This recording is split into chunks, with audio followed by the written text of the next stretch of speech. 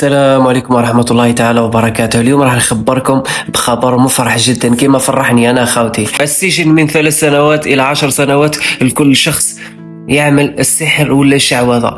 خلاص خاوتي، هنا وصلنا لوقت الردع. لازم العباد هذو لازم لهم الردع، العباد هذو لازم لهم الحبس. وانا مع 20 سنة الى 25 سنة لما لا الاعدام، لانه باش توصل دير السحر ودير الشعوذة انت هنا خارج من الملة، انت هنا كفرت بالله عز وجل، انت هنا اصلا لا تؤمن بالله سبحانه وتعالى.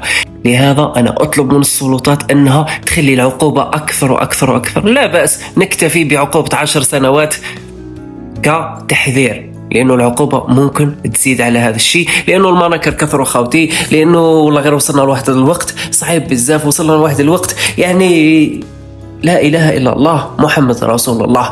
الناس ولات ما تخاف ما والو، ولا اللي غير من خوه يروح يسحروا، ولا اللي حابه تحب انسان تروح تسحره. يا خويا ليه حتى تسحريه باش توصلي للانسان هذاك؟ تقدري توصلي له بطريقه اخرى، بالتربيه تاعك، بالحشمه تاعك، على حتى تولي توصلي روحك انك تعصي الله عز وجل من اجل دنيا فانيه. يا سبحان الله، العسين وليتوا تعصيوا ربي على حاجات تافهه. يعني سبحان الله، الدنيا دنيا فناء وعمرها لكانت دنيا بقاء. لهذا علاه تخسروا الاخره تاعكم على جال دنيا عابره؟ والله غير يا خوتي ربي يهديكم فريمو.